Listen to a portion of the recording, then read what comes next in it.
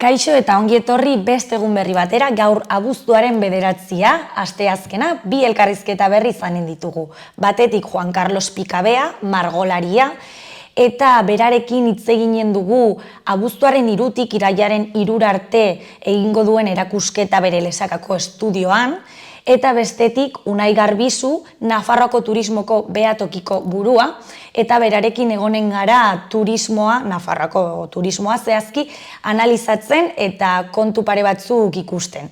Baina beti bezala goazen betiko dukiarekin. Goazen orain gaurko efemeridekin. Gaurko egun batean, baina 1173an, Pisan ezkila dorre erromanikoa eraikitzen hasi ziren, gerora Pisako dorre okerra izango zena. Urte batzuk geroago, 1945an, Boxcar, Ameriketako Estatu Batuetako aire armadaren hegazkinat Fatman izeneko bomba nuklearra jaurti zuen Nagasakin, Japonian hiria guztiz suntsituz, eta 90.000 hildako utziz. Egun berean, baina 1969an, Sharon Tate asesinatu zuten. Eta bukatzeko 1970an, 1950ko Urdulizko tren istripua. 33 pertsona hil ziren Urdulizen, Bilborantz eta Plentziarantz zihoazen bi trenek, elkar jotzean. Ikusiko dugu aste honetako agenda. Egunean, San Lorenzo kaleko jaiak. Iruñeko San Lorenzo kaleko jaiak ospatuko dituzte goizeko 8:30 dianekin hasi eta goizeko 4etan San Lorenzori eskainitako jotikarekin bukatuko dira. Lehiaketak bermuta arratsalde pasa marutxekin, dantzaldiak afari autogestionatua eta jarauta 79rekin dantzaldia. Zinema gauak Space Jam, Aro Berria. Space Jam, Aro Berria filma eskainiko dute Mendillorriko Aintzinaren parkean gaueko 10etan, doan, udako zinema programan. LeBron James saskibaloiko superizarrak Looney Tunes taldearekin bat egingo du Gun Squad garaitzeko eta bere semea salbatzeko. Larun batean, Lilo kontzertua, Lizaso Orgin, eguerdiko 12etan, Orgiko basoan, euria eginez gero Ultzamako baserri eskolan. Eta igandean, Tximeleta, Sorgin Orratz eta Txoriak tailerra. Gabriela Barrio artistarekin Bertizen, eguerdiko 12etan, erakusketa aretoan. Ikusi dezagun gaurko egunkarieko azalek zer dioten. Diario de Notiziasen titular nagusian, enplegua, etxebizitza, osasuna, gizarte kohesioa eta bizikidetza gobernuaren akordioaren ardatzak. Txibitek, Barkosek eta Alfarok, presidenteorde eta etxebizitza kontseilari izango denak, gobernua berrargitaratzeko ituna sinatu dute. Gobernu berriak antzeko egitura du 13 kontseilaritzarekin. EH Bilduk abstenitzea proposatu die bere oinarriei. Inbestidura larun batean eta igandean egitea aztertzen ari da legebiltzarreko mailan.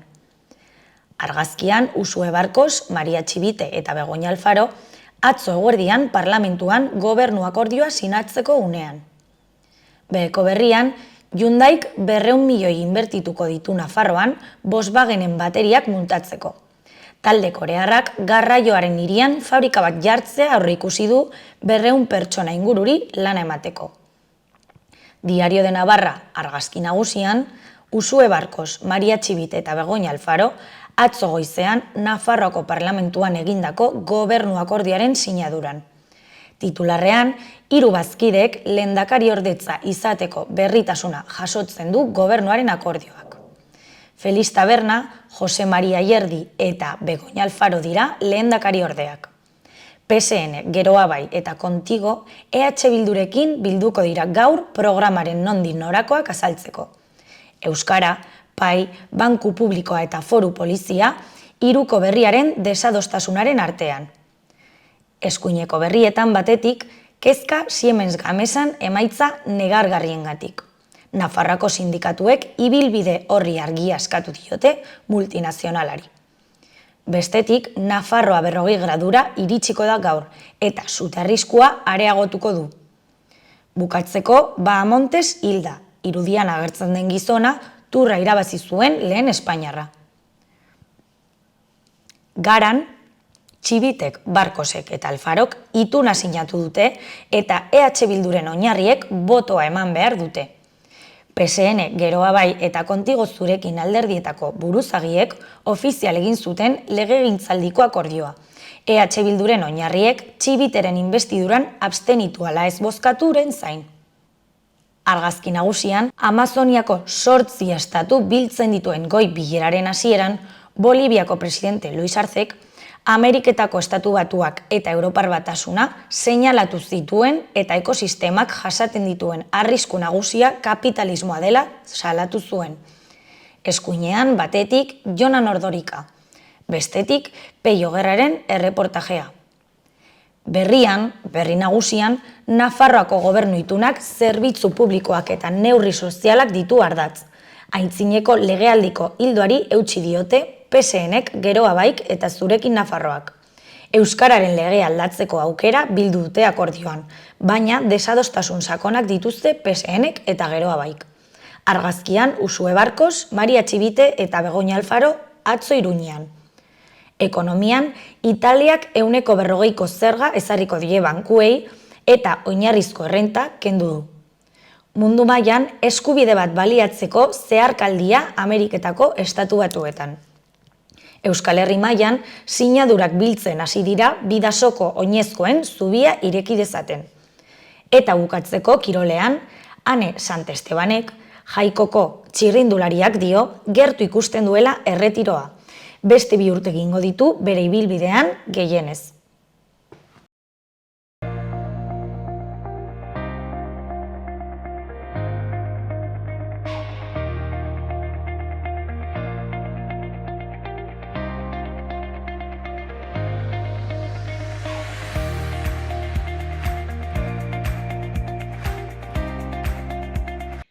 Gaurko lehenengo elkarrizketan Juan Carlos Pikabe artistarekin gaude, ongi etorri eta arratsaldeon. Eta zure ere. Abuztuaren 3tik irailaren 3 arte margo erakusketa bat izanen du Lesakako estudioan, beti bezala, baina horrekin hasi baino lehen, nola aurkeztuko zenuke zure burua? Ze badakigu margolaria zarela, baina ere margoketa irakasle moduko bat, nola esango zenuen? Bueno, ni paisaje munduan muitu naiz bereziki, eta Bidasoaldeko margolaria bazala ikusiko nuen ere burua. Bidasoaldean landu da paisajea bereziki eta hortikan hildo horretikan segitu dut. Eta noiz hasi zinen mundu honetan? Bueno, haurtzaroan, 12-13 urtetan hasi nintzen lehenbizko koloreak ekarri zizkidaten gurasoak eta eurekin Ramonen liburu batzekin ikasten aritu nintzen, eta gero, ja hortikan berara institutura joan ginelik, ja hasi nintzen margolari batekin urte batzuk, bai. Eta beraz betidanik ia maite izan duzula artea edo paisajismo hori, ez? Bai, bueno, bereziki eskuekin zerbaiteri forma eman, ez? Zuk zerbait sortu eta hori gerorak utzitzeko asmo romantiko hori bagenuen garai batean. Eta profesionalki noiz hasi zinen lan egiten? Profesionalki, lehenbizko erakusketa izan du nuen 91an, 11 Iruñan. Hori izan duzen kanporateri nuen lehen aldia obra. Aurretikan ikasketa prozesu bat izan duzen. Eta gero hori 96an ja etxean familiako lantegi batean lan egiten nuen, eta hori utzi eta ja hasi nintzen buru belarri margolaritzan. Eta nola izan zen aldaketa hori izatetik anonimo bat ezagutzaratzera? Bueno, bakizu hau xari joaten da, bidea irekitzen. Eta, bueno, hori, lehen aipatu dizutena, bai, 91tik aurrera urtero erakusketak egin izan du ditut gaur egun arte. Beti lan berriak sortuz eta beti bilaketa bat. Bidea bilatzen ibiltzen zera bizi guztia. Lehen aipatu duzu paisajea gustuko duzula, Bidasoaren inguruan eta holan, baina zer motatako lanak egiten dituzu?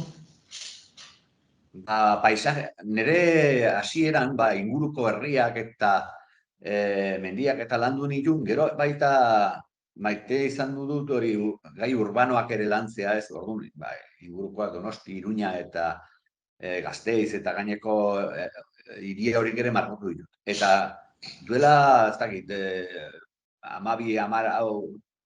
12 urte dola hasi nintzela Iruñitik bera, ez, hori horko landak eta landa eremuak eta bardeak eta gaineko lekuak ere margotzen.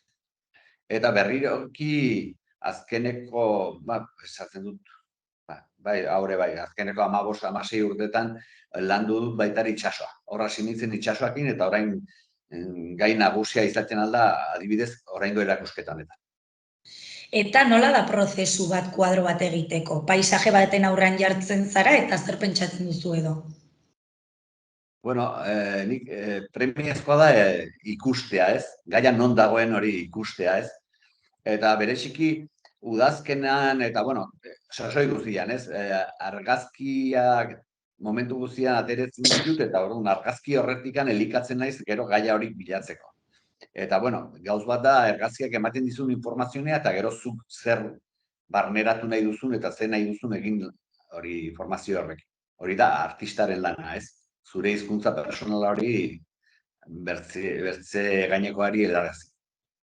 Beraz, imaginatzen dut pandemia garaia zaila izan zela, ez? Ze etxeetan geunden, ez? Atera ezinean, orduan nola ekin zenion beste margoketa edo kuadro batzuk egiteko? Bueno, zaila gauz batzutan, bertzetan oso positiboa. Zertaz, komunikazionea gainekoakin eten egin zen, orduan, zeunek zure isiltasun horretan eta lana egiteko primerazkoa izan duzen. Nire kasuan, bertzeak ez dakit. Baina, badakizu egun osoan ez dizuen horrek telefonotikan edo gaiak ez direla sortuko, orduan, izan duzen oso egoera berexia. Eta kuadro gehiago egin zenitun? Kuadro berexiak egin dituen. Eta azkeneko urtetan bilatu dut gai berexia horrek kuadro handietan lantzea. Eta, bueno, hor prestatu nun, Iruñan Kondestablen izan du nun erakusketa, 2021koa. Eta normalen erakusketak egiten dituzu individualak edo beste margolari batzuekin? Nire kabuz egiten ditut urtero. Gero baita ere antolatu ditut gaineko inguruko margolariakin, bidasoaldekoakin, behin minio gehikotan, 2014an lesakan antolatu nuen, gero 2015an egin genuen bidasoaldeko 28 margolari historikoki izan du diren paisajeastakin, Iruñan erakusketa bat, eta gero hori Irunera mugitu zen, eta gero, bueno, hor azokatan ere ibili naiz, hori hola 2-4 kuadrokin, ondo naiz Parisen edo Nueva York edo Tel Aviv, eta, bueno, hori da hori da zuruzanen da urrutin aletu ditena, lanak, bai. Nola sortu zenun Lesakako estudioa urtero egiten duzun erakusketa? Bueno, ni hasieran nire gurasoan etxean bizi nintzen, eta gero bertako lurraren batean etxe bat egin genuen, eta, bueno, beko solairua bizitza da, eta ganbara da, bueno, mendian dago, ez? Orduan, mendiatik sartzen zera ja nire lantokira. Orduan, hori hutsa erakusketarako erabiltzen dut. Alde batin lan egiten dut, gaineko zertia handienan udako erakusketan antolatzen dut. Eta aurtengo erakusketa nolakoa da? Berezia, ezberdina? Bueno, urtero saiatzen zera jendea emozionatzen, ez? Lehenbizko zure burua eta gero gainezkoak. Eta orduan, aurten aukera bat eman zidaten Azpeitiako kulturetxetikan erakusketa bat antolatzeko. Eta ikusi nuenez, Lesaka ezagutzen dute, baina San Ferminetik. Hango jendeak. Eta inguruko herriak gutxi edo gaizki. Eta orduan, nire proposamena izan duzen bidasoaldeko margoakin erakusketa bat sortzia. Eta orduan, hau, sala batean dauzkat errazutikan hasi Amaiur, Arizkun, eta gero Bertizarana, Donestebe, eta Bidasoa, pues, Txingudiko badiara ditu bitarte. Eta gero hor Txingudiko baian, pues, bai iparraldeko kostaldea eta bai Gipuzkoko hainbertze emaitzak ditut. Zenbat kuadro egonen dira erakusketan? Ba, berriak ikusi ez ditutenak 15 kuadro ditut. Orduan sartu aurreko beste zenbait. Bai, eta bertzea 15, lehenago bertze erakusketan ikusi izan direnak. Bai, bueno, erran dizut, orain neurria askozera handigoan lantzen dut, orduan produziore txikioa. Baina, bueno, niretzat satisfazioa handigoa ematen, gero emaitzak. Eta, bueno, kuadroak ez dire hainen arraxak ez, etxe batean zeratzeko, baina, bueno, protagonistak izaten dire, handiak diredik. Nola bizi izan duzu kuadro horren sorreren prozesua? Nola izan da zuretzat?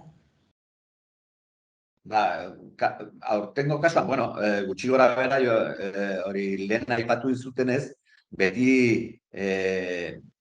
udazkeneko lana horren emaitzak, beti argazkiak ateitzen dituzu urtero, eta pues, hortikan joan ez elikatzen, eta normalki hasitzen ditut 4, 5 kuadro 6 batean. Denak mantxagin, eta gero joaten zera ikusten, idortzen delikan berriz hartzen duzu kuadroa, eta orduan, bai, jokatzen duzu batekin eta bertzikin. Hori ongi idortu egoteko, eta gainera, bueno, modu berean akasak ere ikusten dituzu, ez? Nondik gain joan bar duzu. Hori, zen nahi duzu transmititu, ez? Bilakaera hori. Eta ze kolore nabarmenduko dira zure kuadroetan? Pues, lertxundina bestian gizera udazkeneko koloreak. Bueno, paisaiatan, berexik. Badut udaberrikoa bat ere, Iruritako herria hola sagardi batekin, hori udaberrian kokatu dut. Baina gainekoak gehienak udazkena eta, bueno, bizpairu badire neguan ere. Elurrare asko maite dut. Eta nola da zurekin turismoa egitea?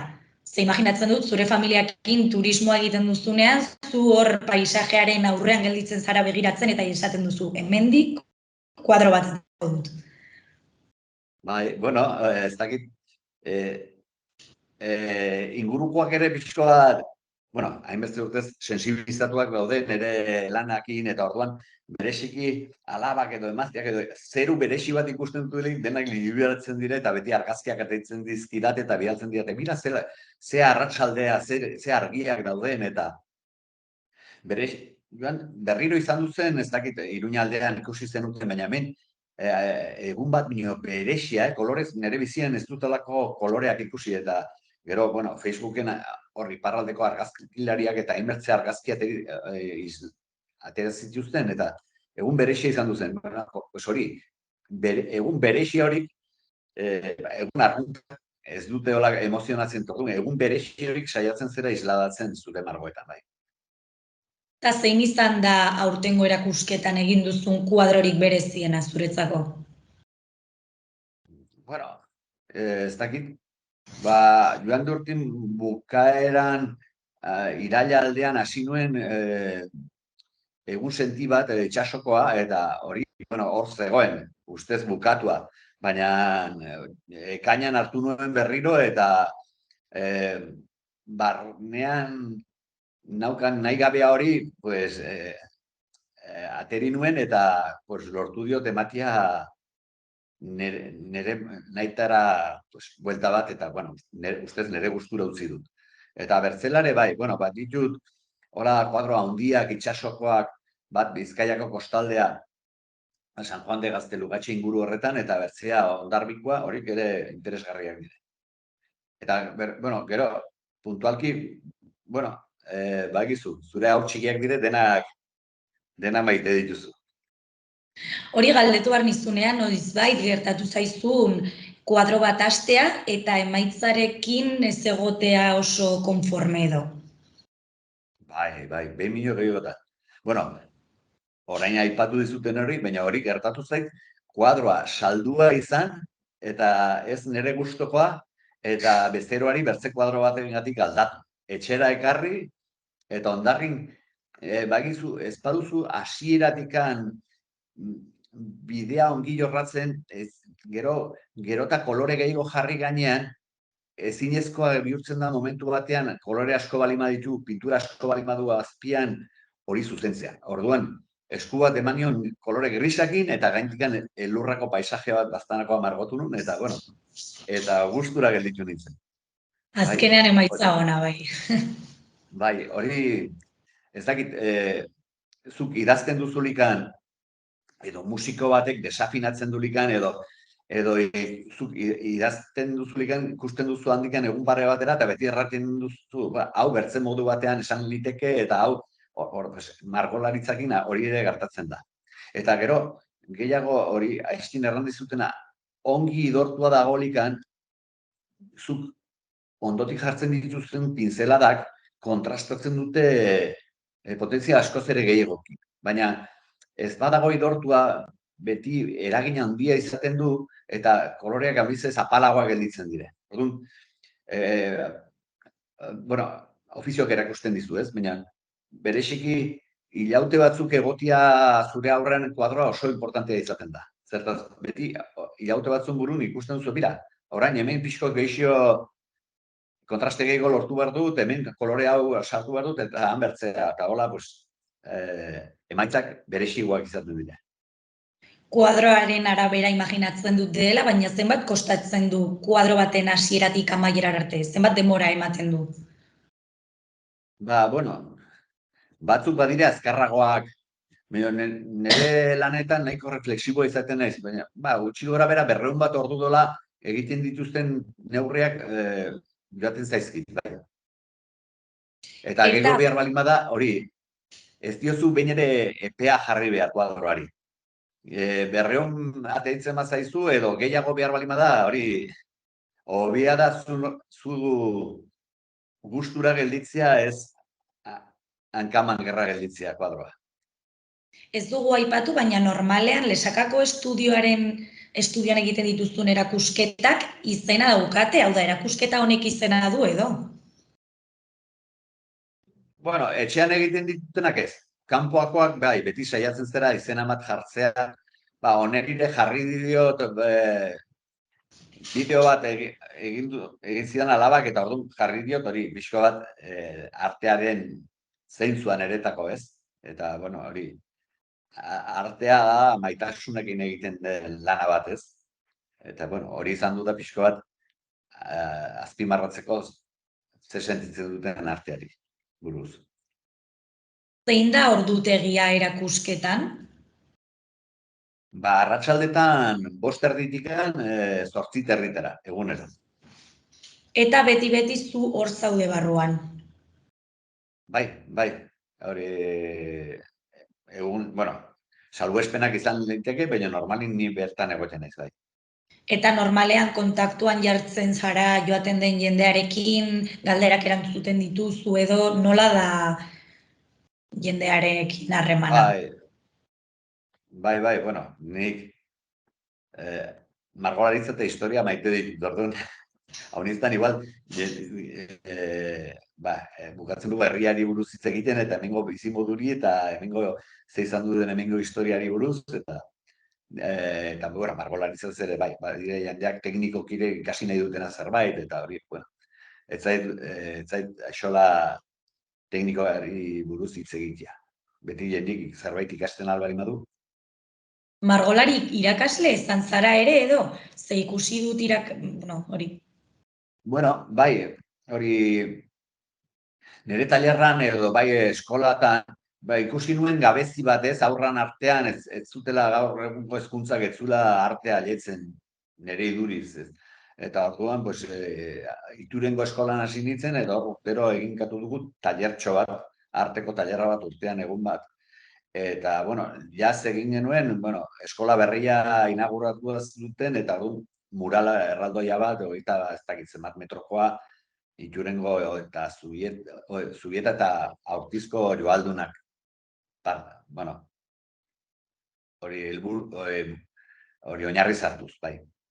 Eta bai, etxean, uda partean ere hemen ikako ikastaroan Euskara ikastera etortzen dire, eta orduan gustatzen zaio bertako euskaldun batekin hitz egitea eta hemengo euskara pixkot mamitzia. Orduan, hor ere eginkatu dugu, COVID dena aldatu zuen, Aurretikan ja hartua genuen bide bat, baina dena aldatu zuen. Eta, bueno, hori gero Lesakako eskolan eta egiten ditut, eta Donostin ere bai, teknunko ikasleak, ingenieritza eskolakoak hori deitu didate, Bizpahiru aldiz tailer bat egitera. Eta Pero, bueno, ez da dinamika bat, irakasle bazala egunero klaseak aurrakin edo helduakin, hori ez dut egin, ez dutelako denbora nahiko nire lana eta hori bilek uztartzeko. nola da zure eguneroko egun bat, margolari bezala? Ba, langile, fabrikako langile batek bazala, goizean hasitzen naiz bedetzitan, egurdiko 2 arte, eta gero berriz 3:30 8:30 dola. Ba, bedetzi ordu gutxienez egunero bai. Eta ez baldin baduzu momentu horretan imaginazioa edo gogoak edo nola egiten duzu? Bueno, lanean segitu behar da. Beti zerbait agertzen zaizu, Hori, nahi gabea hori konpontzeko aurrean baldin baduzu lana, pues, beti reflexionatzeko eta pentsatzeko aukera izaten duzu. Ba, hauniztan, gomen izaten da, kuadroa gorde eta handikan denbora batera berriz itzuli, Sobera obsesionatzen bazera lan batekin ez da onare. Zer da zuretzako bidasoa? Lehen hitz egin dugu pixkat, baina zer da berez zuretzako bidasoa? Bueno, segun nondik begitzen duzu, paisaje aldetikan oso aberatsa da. Iruñatikan etortzen zelerik baztan bidasoa gure eremu hau, Irundu jardin erraildoi batean zabiltzala, ez?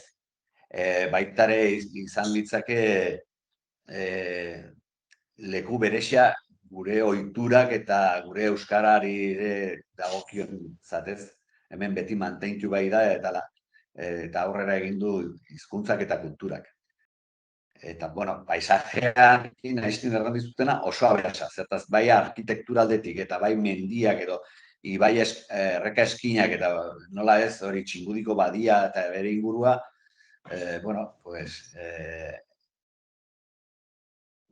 munduko leku beresi bat izango litzake. Gure mundua. Eta zer suposatzen du zuretzako edo zer eragiten du zure pertsonan Lesakako estudiora jendea gerturatzean eta erakusketa ona dela ikustean eta holan? Bueno, betire pozgarria da, ez?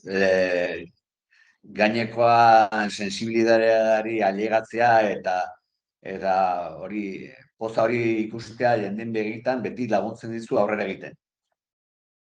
Oso importantea. Eta iritziz aldatu nintzen, pentsatzen nuen jende gazteak, zuen modukoak, eta ez zutela hola artearekin harreman bat edo ez zirela, baina hori, segun Kondestableko erakusketa izan du nuelik, 20 urte edo 18 urteko jendeak hurbildu ziren, eta horre emozione ikusi nuen jendea horretan. Eta, bueno, hori ere pozgarria da, ez?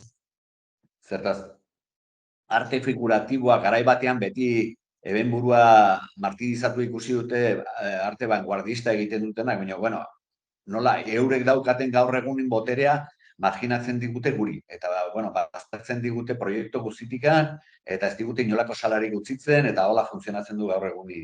Oso zaila da Iruñera hurbiltzea erakusketa bat egitera. Eta, bueno, bestea leku askotan ez dizute erantzunik ere egiten. Baina, bueno, alik eta guztiz ere, gure lan motak salak betetzen ditu. Egiten duzun erakusketen artean bereziena dela esango zenuke Lesakakoa?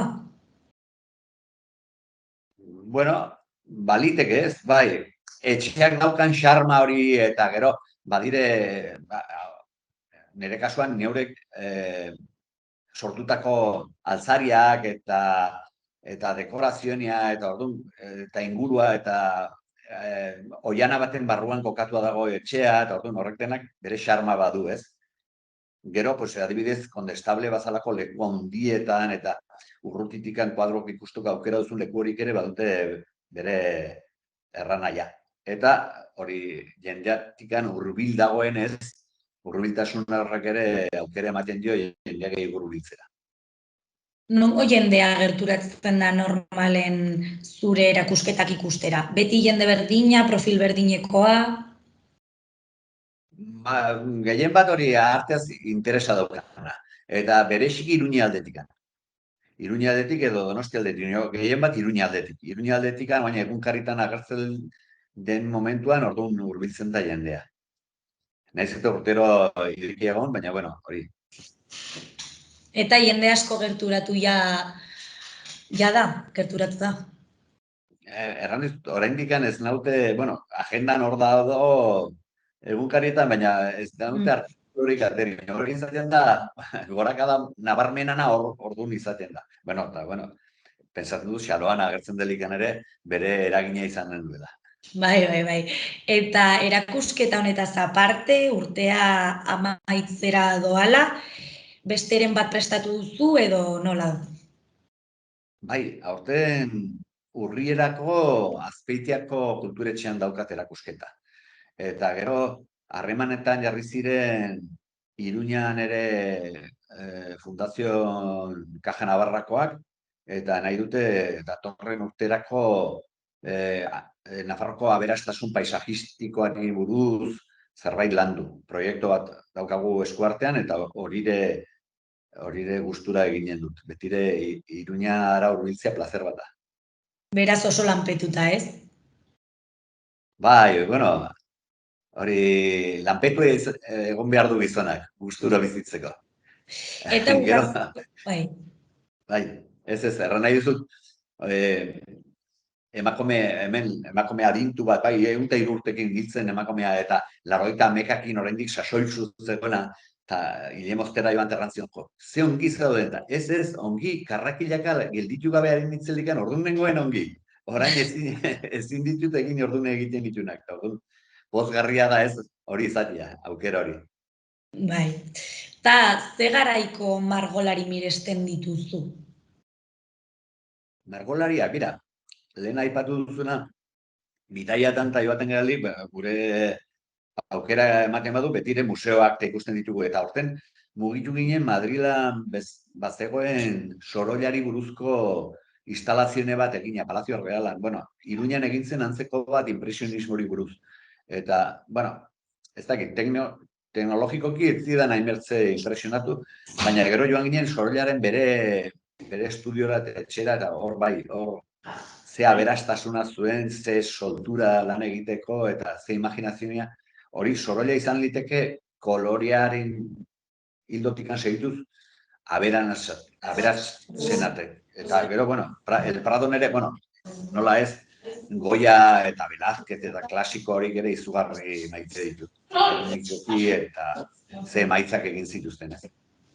Beno, plazer bat izan da hemen zu izatea, espero ezagun xaloagatik edo beste gauza batzuengatik erakusketa horretara jendea gerturatzea, eta zorte hon erakusketa honetan, eta bueno, geratzen zaizun bidai guztian.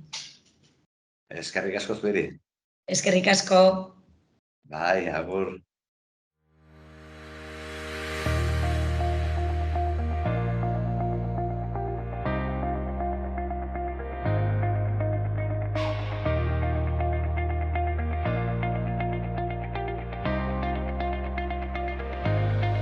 Gaurko eta biharko eguraldia entzun dezagun orain.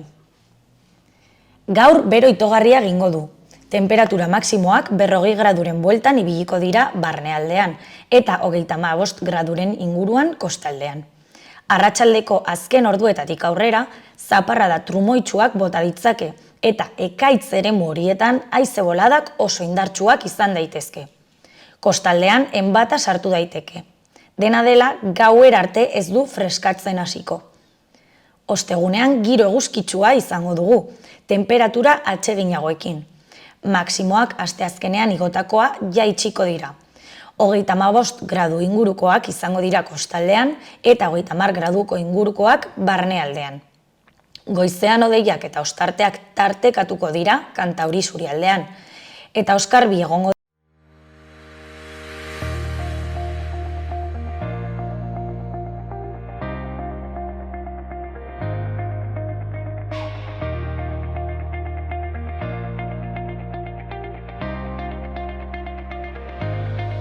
Ongi etorri gaurko bigarren elkarrizketara, oraingoan Unai Garbizu daukagu gurekin, arratsaldeon. Arratsaldeon. Nafarroako turismo behatokiko burua, ez, zara? Honela zitxo, bai. Eta zer da turismo behatokia berez? A ber, behatoki bat bezala gu begiratzen dugu turismoaren egoera. Saiatzen ari gara, turismoak sortzen dituen datuak arpatzen eta datu horietan oinarrituta saiatzen dugu gero politikak do ondorioak lortzen, adibidez, zenbat bisitari etortzen diren, nondik etortzen diren, zenbat gau pasatzen diren, ez dute gauri pasatzen, nora joaten diren, ze urtaroan, udan, berrian, neguan, noiz etortzen diren, zenbat gastu egiten duten, nola joaten diren, etortzen diren txerrindulaz, autoz, hegazkinez, nola zer gustatzen zaien egiten, gustatzen zaie bazkaltzen hemen, ez zaie gustatzen, zer, eta gero, zailena, zergatik etortzen ez direna, zergatik ez diren etortzen, eta non saiatu behar dugu bilatzen etortzeko. Eta noiz hartu zinean turismo behatokian, edo turismoko munduan? Beira, ni beti izan naiz oso turismoaren zaletua, beti joaten nintzen, bidaietara, eta justo legealdi honetan sortu zen behatokia, Nafarroko gobernu barruan, atal bat bezala, finkatua, eta orduan duela urte pare bat, nagola hortik. Aktibitatea asko zelenagokoa da, beti biltzen ziren datuak, baina gauza bat finkatua bezala izan da legealdi honetan. Nahiz eta behatokia sortu zen asko zelenago, baina orain asko zelenago horrekin. Eta zein da zure funtzioa berez, datuak biltzea, analizatzea? Hori da, biltzea egin pixka bat analizia, saiatu ondorioak sortzen eta ere aurreikuspenak. Hori da, gaur egun ditugun datuekin nola joango den turismoa hemendik aurrera, hori da zailena. Iraganarekin ikusita halako datuak adibidez, ekainan beste urtetan izan zen honelako joera, orain nola etorriko da hau da, zer iragar dezakegu, zer nolako aurreikuspenak egin ditzakegu. Eta horrekin ere sortu behar dira politikak, koordinamentoak, legeak, saiatea ere marketing aldetik, nora jo behar dugu, zatea jo behar diren saietzen beste tokiko turistak etortzeko, eta bar. Eta nolakoa da orain arteko udako balorazioa? Nahiko baikorra. Erran behar da, baikorra zeren oraindik uda ez da bukatu eta beti turismoekin gertatzen dena, adibidez, ia sortutako suetearekin sortzen dira honelako gertaera eta dena portera ematen du, baina erran behar da, justo egin ginuen nolabaiteko ikerketatxo bat, eta oso baikorra, ikusi behar dugu kanpinak ia beteta daudela, ostatua gero eta gorago joaten direla eta ikusten ditugu egiten nahi diren erreserbak, oso, izaten nahi da eguneko 3, eguneko 5 egoera, apartamentoak ere igotzen nahi dira, terpeak, eta orokorrean, eta gainera Nafarroa osoan ikusten nahi gara, ekain arte diren datuak oso ona direla eta egin diren erreserbak galdetzen dugu, nolaeteko asoziei, elkartei, osastatu elkartei, kanpina elkartei, eta erraten digute, momentuz uda oso ongi prestatzen nahi dela, egoera baikorra hau, egoera positibo hau hasi zen aprilean aste santuarekin, eta gero hurrengo hilabeta mantendu da turismo zenbaki berak, eta orain ekainan espero dugu uztailean eta abuztuan direla, hilabeterik onenak, gero gauza egoera gero eta hobea izaten. Ikusi dezakegu 2022an izan zirela nahiko datu onak, erran dezake COVID egoera sortutako egoera gainditua zela, eta 2022an gainditzen nahi garela pixka bat zenbaki horiek orduan, momentuz erran dezakegu urte hau seguraski izango dela aurrekoa baino hobea eta oso kontent egoteko modukoa. Eta orain jendea etortzen da egun gehiagorako edo gutxirako? Etortzen da jende gehiago, eta orduan etortzen diren horietako gehiago, ez dira enbeste denbora egoten. Erran dezakegu, beti etortzen zirena, egoten ziren aste bat, eta orain askoz ere gehiago etortzen direnez, pixka gutxago. Ere erran behar da, ikusi dugula nazioarteko turismoa kriston egoera izan dela. Adibidez, apirilean izan zen Lenin arabetean, uste dugu historia osoan, etorri zirela gehiago nazioartetik, Europatik, Amerikatik, estatutik baino. Orduan oso datu azpimarragarria, baina claro, ez dira normalean hain urrun etortzen direnak, askotan ere turrak egiten dituztenez, ez dira inbeste eguna gelditzen. Dena den, ere ez da kriston diferentziarik izaten, turismo batetik besteekin, eta errandezaket ere gau ostatuak hori da. Zenbat gau pasatzen duten hemen, ere egoera nabarria ikusten nahi garela. Eta zer motatako turismoa egiten dute hemengo jendea? Oso anitza, oso anitza. Alde batetik, bueno, erran dezakegu ostatuek jasotzen dutela turismo gehiena, ez? Pentsa dezakegu turismo urbanoa dela, baina ez da egia. Ere landetxek turismo asko jasotzen dute. Zikloturismoa gaur egun, aurten justo, iaz, iriki zen Eurobelo 3, hori erren nahi du, joan gaitezkela hemendik Osloraino txirrindulaz, eta orduan turismo hori gora joaten nahi dela, ere mendi turismoa, bidezkak, senderoak, gidak, eta bar.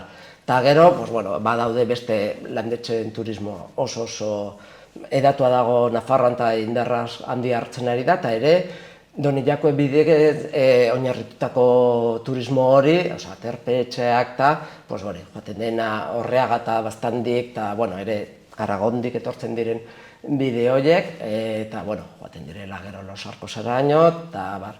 Eta orduan,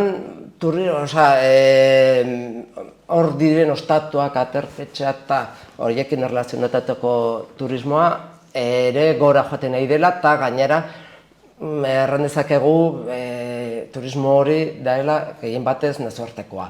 Korearrak, Estatu Batuarrak, Hego Amerikatik, eta ere Alemania, eta noski Frantziatik dela gehien jasotzen dugun turistak. Eta nabaritzen da uztailan Sanferminak direla eta Iruñak jasotzen dituela turista asko nazioarte mailari?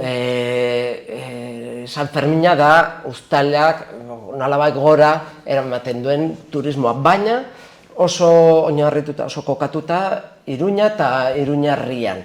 Gero hortik beharreten da, zenbait kanpinetan, ez dakit mendik horrian, baina oso fokalizatua hor. Eta ikus dezakegu, gero Nafarroa osoan, inguruan, ez dela inbeste nabaritzen baino bai, lortzen dela da, Sanferminak ezagutzen duena eta giltzen dena, etortzen da bakarri jaia bizitzera, gero, horregarri horriekin, gero Nafarroa bizitatu nahi duela. Eta zer du berezi Nafarroak hainbeste turista erakartzeko? Oso galdera ona eta hori behatokian, hori erantzuna ematera, gustatuko litzateke, erantzun zehatza emate horri. Gehien batez, natura, gainera hori saltzen nahi garela, natura, jasangarritasuna, tokiko produktuak eskaintzea, gastronomia, batez, hemen gustatzen zaie turistei gure jakia, gure janariak jatea, gustatzen zaizke gure mendiak, gustatzen zaie noski gure eskaintza kulturala. Hori da gutxi gorabehera eskaintzen duguna. Ez da beste, estatuan eta beste halako dartza eta honelako turismoa, eta gainera ez dakigu oraindik Nafarroan, baina bai ikusten ari dira giro bat izaten den berotasun hauekin, temperatura gora hauekin, pixka jendeak, igual Madrilgo ere Europako jendeak, ez duela bero gehiago jaso nahi, eta orduan gustatzen zaiela pixka mendira joatea, do kanpin batean egotea, lasaiago eta beste honelako temperatura jasan gabe. Baina horrek batzutan ere jendea eteten du ez Nafarrora etortzera, beti ere euritan dagolako, hotza egiten dulako, ez? Bai, bina, adibidez mendizale eta halako ruta gustatzen zaien, badakite. Etorriko dela eta ere gustatzen zaie, ezin duzuna eskatu da, guztia, honelako mendiberdeak eta honelako natura eta ibaiak betea eta eurik ez egitea, ezin daiteke dena. Egia da, bueno, ikusten egaren, eta justo erraten zuten, jeitsi da pixka bat erreserben aurre hartzen dutela, gero eta gertuago etorri behar diren egunetik. Eta igual pentsatzen dugu, igual pixka bat eguraldea begira daudela, eta agian horregatik erreserbari iragarpena ez dela fidagarria lehen baino. Pues agian hori bilatzen dute, gure natura, gure, ez dakit, hainbeste paisaia, eta ere, eskaintza kulturala, ez dakit, bueno, segurazki Olite, edo Javier, edo Leire, edo hainbeste, edo Amaiur, edo hainbeste tokia, seguro, bueno, ez dut, errane gero seguro ahaztuko dudala zerbait, baina egia da, eta ere ikus dezakegu ikusten nahi gara gure errekurso turistikotan, gero eta gorago badagolako ere ezagutza gehiago gure web guretan, guk eskaintzen dugun informazioak gero eta irakurriago dela eta horregatik tortzen direlakoz gehiago. Nafarroko indarguneak aipatu dituzu, baina zeintzuk lirateke ahulguneak? Alguneak gehien batez gustatuko litzaiguke udan ez narritza ez finkatzean beste.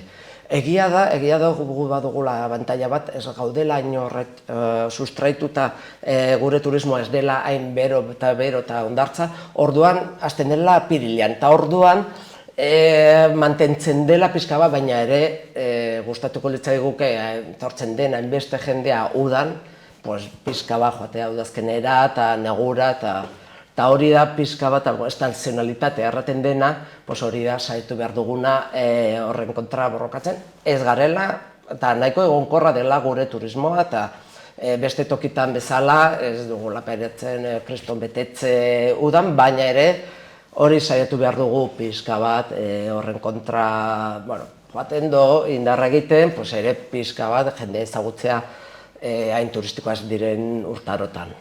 Lehen aipatu zu Donaiako bidea, zer suposatzen du Donaiako bideak Iruñeko bereziki turismoarentzako?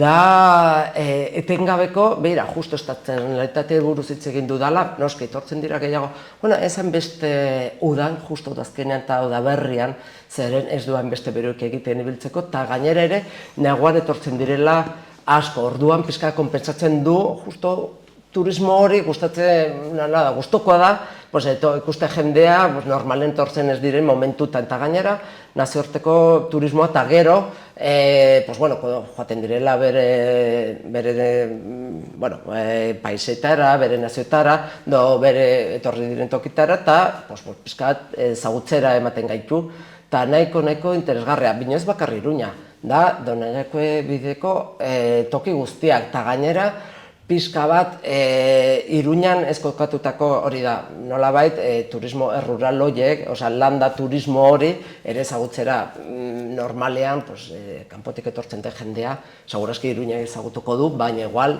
Zubiri ez du behin ere haitu eta ezagutzen dute, edo Los Arcos edo beste ezagunak ez diren tokiak. Orduan oso turismo interesgarri alde hortatik, zeren pixka bat Nafarroa osoa ezagutzen ematen dut, eta gainera pentsatzen behar dugu, ez dela bide bakar bat, daudela 5 bide, eta denek pixka bat Nafarroko geografia osoa ezagutzera ematen dutena. Zer suposatu zuen COVID-ak turismorako? Oso jeitxera nabarria eta erran dezakegu aktibitate normal batetik pasatzera, ia zerora pasatzea eta estadistikarekin izatea, eta hortik 2008an izan zela zerora pasatzea, 2021an rekuperazio prozesu bat izatea, eta erran dezakegu iaz 2022an guztiz errekuperatu zela, eta erran dezakegu gure urtea erreferentzia, guan arte zela, beti, behatoken begiratu behar ginen 2019, zeren justo 2020 eta 2021ko datuak ez ziren fidagarria, zeren zerotik pasatu zen eta pixka bat negozio asko etendu behar izan zutela guztiz, guztiz errekuperatu da, eta geroztik gainera ezatu dugu orain berpizte prozesu bat turismo orokorren Nafarroan, Estatua eta Europan, baina Nafarroan bereziki nik uste dut agian ondoriorik aipagarriena izan dela, jendea pixka gustatu zaiola turismo ireki bat. Turismoa kanpinerako, librea mendi eta naturaren turismoa, hainbatean, ez da kutsu txiki bat hor ikusi dugu COVID-aren ondorio izan epar dezakegu hori. Eta zein izango litzateke hiririk edo herririk bisitatuena Nafarroan, edo zonalde bat? Bueno, Iruñaz aparte. Iruñaz aparte noski, bastan oso bizitatua da baino ere, nazioartetik etortzen direlakoz frantziar asko, baina, hor behatokian publizikatzen ditugun zenbakiak, errekursorik bizitatuena da Olite. Zeren, ere eta gero badaude, Zugarramurdi, Urederra oso bizitatua da, Bardeak, eta ere Lizarrako aldean, Urederra epatu dudanez, bino ere Zango Santa daude, Javier eta Leire. Hortan nik uste dut nahiko konten egon gaitezkela Nafarroa bezalako toki bat bultzatzeko, zeren toki guztietan, gutxi gora bera, iparraldean, hegoaldean, mende eta ekialdean, badugula toki oso interesgarria. Zenbakiak ez dute gazurtzen, Olite da bizitatuena, gainera diferentziaz, baina badaude beste batzuk, adibidez, Zugarramurdi gainera filma egin zenetik kriston gorakada izan zuela, eta bino beste batzuek ere nahiko famatua dira, eta erran dezakegu gainera toki guztietan gero eta gorago joaten dela. Gustatzen zaiela ere nolabaiteko turismo kultural eta naturarekin erlazionatutakoa.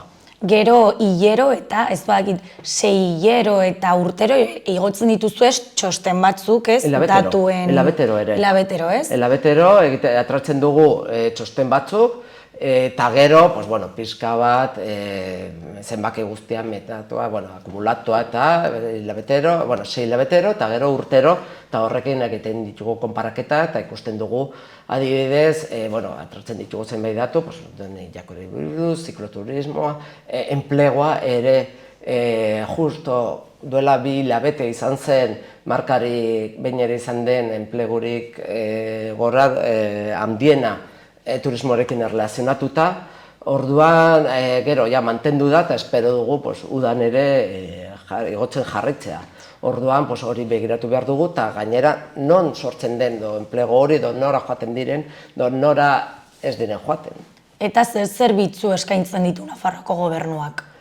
Nafarroako gobernuak gehien batez, behatokiz aparte, saiatzen da, marketing aldetik, saiatzen da, sare sozialetan, kanpainak egiten, edatzeko, joaten direnez, ere produktua sortzen, hori da, pixka bat ordenatzen, karabanaren kudeaketa, beste motatako turismoan kudeaketa, seinalitzatzen, publizitate ematen, produktua sortzen, hori da, saiatu behar dugu turismoa laguntzen, diru laguntzen ere, eta noski turismo bulegoak ere.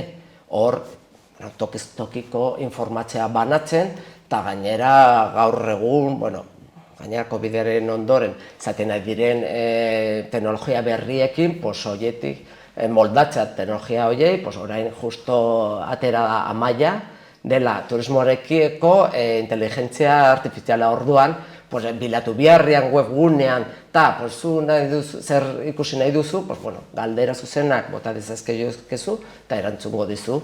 Orain, justo alako zerbitzua, pizkat edatzeko, eta nolabait turismoaren inguruan den industria eta negozio guzti horiek laguntzen ere digitalizazio, enpresa horiek turistiko horiek digitalizatzeko eta pixka bat bere zerbitzuak eskaintzeko laguntzen diogu, kurtsoa, formakuntzak eta bar.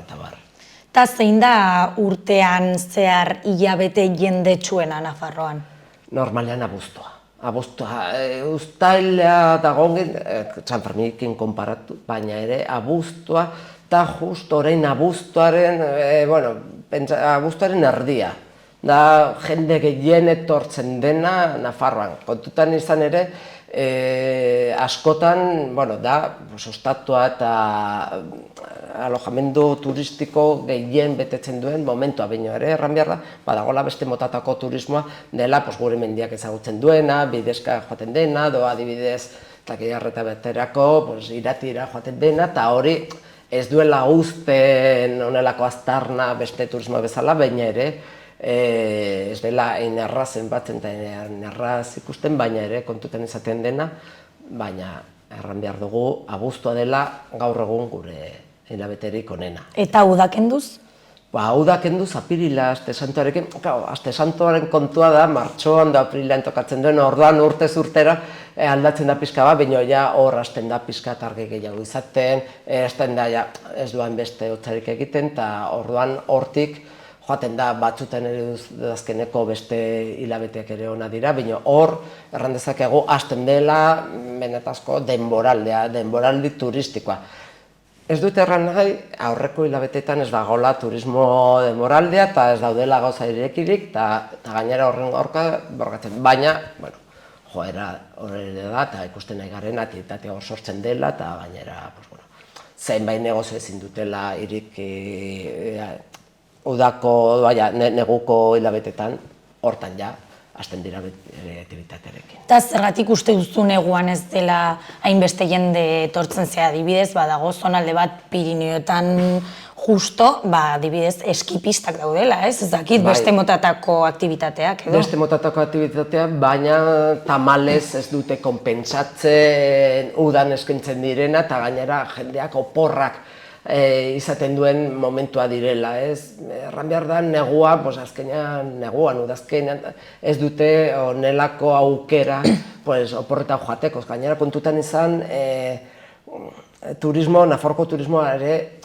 gainera aipatuz kulturala, ere naturazkoa eta ere posiria izagutzeko, askotan oso familiarra, taldeka dela, eta orduan, denen eguna finkatzea eta kudatzea zaila da.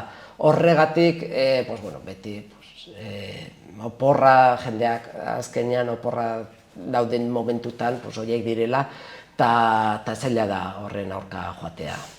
Eta oraindik 8 hilabete daramatzagu, baina ze balorazio egiten diezue momentuz urteari? Urteari, justo ikusi dugu, aipatutako bezala, ekain arte zenbaki ofizialak eta finkatuak direla, egoera nabaria, eguneko 5, eguneko eta gainera ere gastuan ere.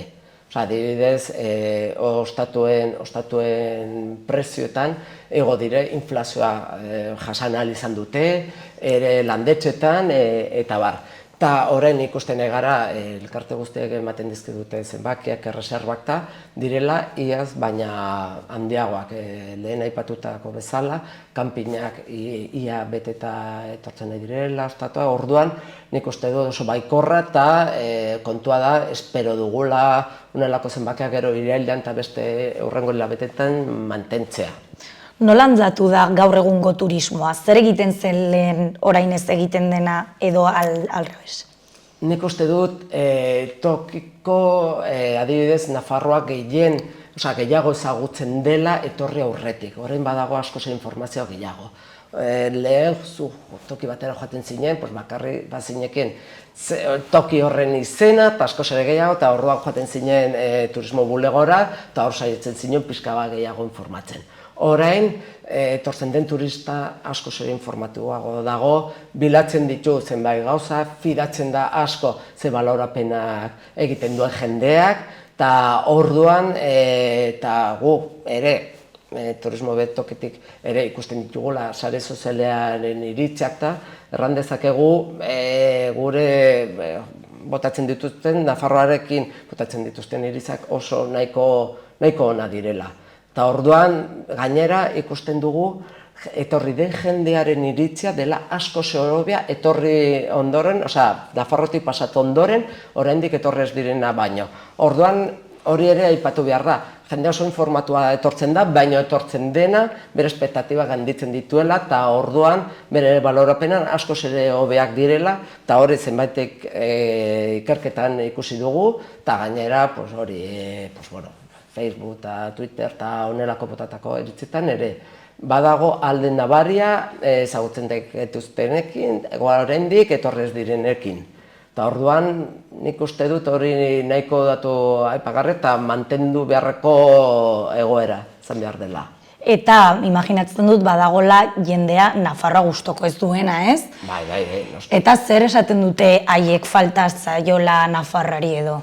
Pues, askotan, bueno, adibidez, beste turismo bota bilatzen dutelakoz, hori da. Pues, hondartza bat, guzki bermatua, eta adibidez hemen aurkitzen ez dutena, eta ere gustatuko litzaiekena da, igual, ez dugu beti hartu behar dela zenbait tokitara, klaro, zu joan nahi baduzu mendira, hartu behar duzu zure autoa, hartu behar duzu zure, beti badago nelako dependentza, noski badaude turra eta joan zaitezke, baina errepikadeko hori, bueno, seguraski beste tokitan bezala gustatuko litzaiguke, ez dakit, itxasontzea alako, justo beste tokitara joaten direna hori bilatzera.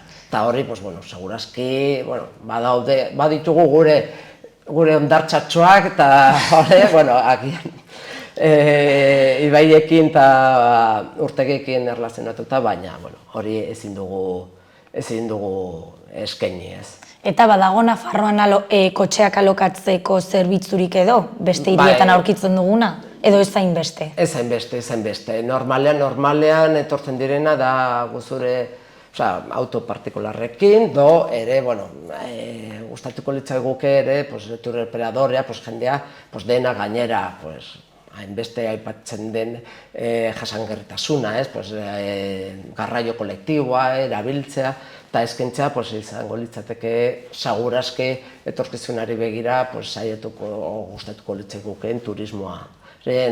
Pizka eredua, ez?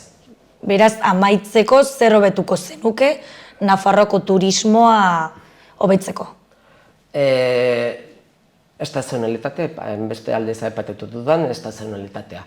Justo, udan izaten diren gorakada horiek, saiatu nolabait negura, udazken eta udaberrira pasatzea, eta honela nolabaiteko industria turistikoa ere egonkorragoa izateko. Eta hori nola egiten da, zer proposatuko zenuke? Proposatu justo Nafarroa duena eta ere hain ezaguna ez dena, adibidez, naturaren turismo hori ez dagoela hain erlazionatuta gure alderekin, ez dagoela erlazionatuta eguzki batekin, temperatura batekin, saiatzea noski, neguko kiroloiek, eskia, mendiko horiek, oraindik nik uste dut hor dagoela egin beharreko lana, eta badakigu zaila dela, baina horretan oinarritu behar dugu etorkizuna. Eta orduan urtea amaitzeko momentuz balorazio positiboa ez, eta espektatiba honekin? Espektatiba honekin gainera seguraski espero dugu, baina oraindik ikusi dugu iritsi garela urte osoko erdira eta zenbakiak nahiko ona dira orduan ikusten nahi garen zenbakiak eta ikusten nahi garena, eta kontua da iaz udazkena nahiko ongi portatu zela, eta gaur egun ditugun datu guztienen arabera, seguraski espero dugu mantenduko dela, eta orduan urte osoaren bukaera espero dugu gandituko ditugula COVID-aren aurreko zenbakiak, eta iazko zenbakiak orduan nik uste nahiko baikorri egoteko arrazoiak ditugula. Zein izan zen urteriko berena? 2019, turismo goraka joan zen, 2019an, izan zen onena, jeitsi zen, eta gero berriro 2022an, iritsi da 2019an ikusi dugun datu gehienetan, zenbaitutan ez, baina eta orduan, dago hor pixka bat lehia, bi urte horien artean. Erran behar da, 2021an izan zen turismo mota bat izan zuela kriston arrakasta, izan zen zikloturismoa. Jende guztia atrana izan zen txirrindula zibiltzera, eta oraindik ez dugu ditugu berreskuratu, justo tarte hori, baina bestetan ez dugu, ez ginuen honelako turismo aktibitatea jaso, eta orduan nik uste dut, ia seguru urterik onena izan behar dela aurten, espero dugu hori gutxenen. Espero ezagun Nafarroa guztiok maitatzea, jendea etortzea, eta hala ere, hori neguan ez jendea etortzea. Hori da. Eta plazer bat izan da zu hemen izatea. Zuaiak ere emateagatik. Urtea, ez da oraindik urtea amaitu esan behar nuen urtea ongi amaitu ezagun, baina...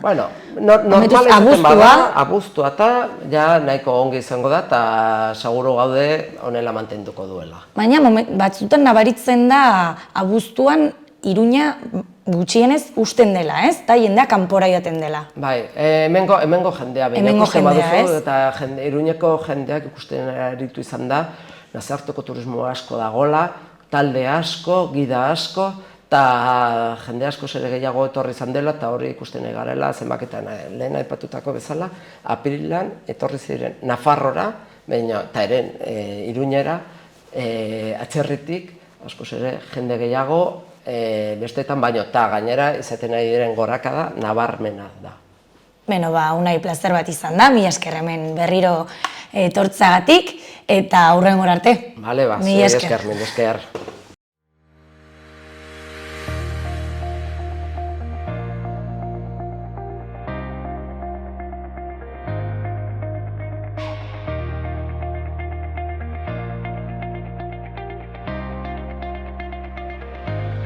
Mila esker beste egun batez hemen gurekin egoteagatik eta bihar beti bezala elkarrizketa berriekin eta eduki berriarekin hemen egonen gara. Gobierno de Navarra. Nafarroako gobernua.